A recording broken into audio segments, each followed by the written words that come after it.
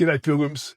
Isaiah chapter 6, verse 1. In the year that King Uzziah died, I saw the Lord sitting upon a throne, high and lifted up, and his train filled the temple. I like the Revised Standard Version English expression here, high and lifted up. It has a poetic musical ring to it. Yet Isaiah grounds us in practical reality, referencing the year King Uzziah died, which is commonly held to be the year 740 BC. From this grounded reality, he recounts his vision of a fantastic, mystical, spiritual realm where six-winged creatures fly around singing out to each other and picking up hot coals with tongs. They cry out, "Holy, holy, holy." This idea of being holy is not something that's readily familiar in the world today, where we're too often confronted with flawed and corrupt human church leaders. But this idea of holy is a frightening experience. It's definitely not a comfortable, laid-back encounter. The place is unstable and shakes just at the sound of a voice. Isaiah gets a burning hot coal applied to his mouth. And then there's the famous, often quoted verse 8. And I heard the voice of the Lord saying, "Whom shall I send? And who shall go for us?" And then I said, "Here I am, send me."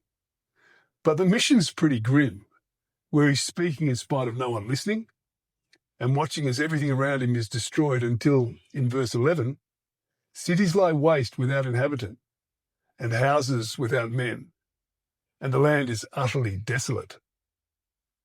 But even this is not enough. In verse 13, and though a tenth remain in it, it will be burned again, like a terebinth or an oak, whose stump remains standing when it's felled.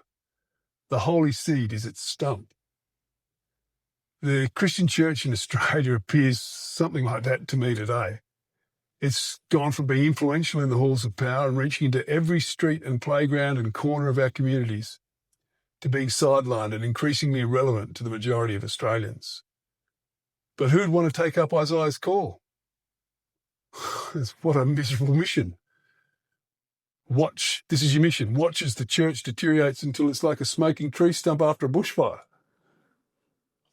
It just so happened that this morning when I went to read our daily chapter, I got locked out of my phone for a while after a grandchild had been playing with it.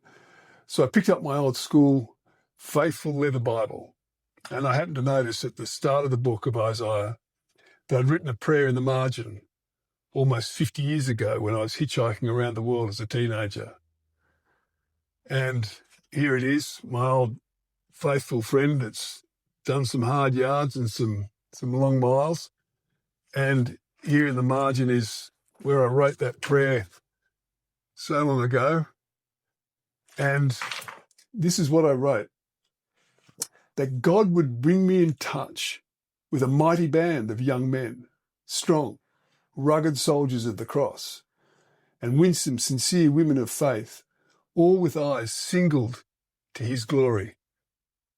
And after almost 50 years of watching like Isaiah as my country appeared as an increasingly spiritually desolate wasteland with abandoned church houses all around the joint,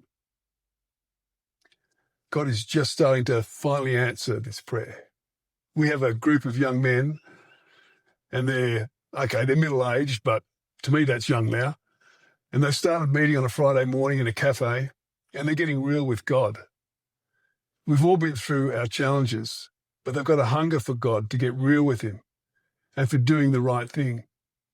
It's so bloody refreshing.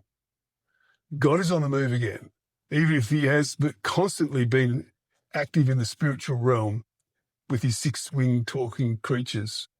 Remember, a chapter a day keeps the meaningless away. Love you.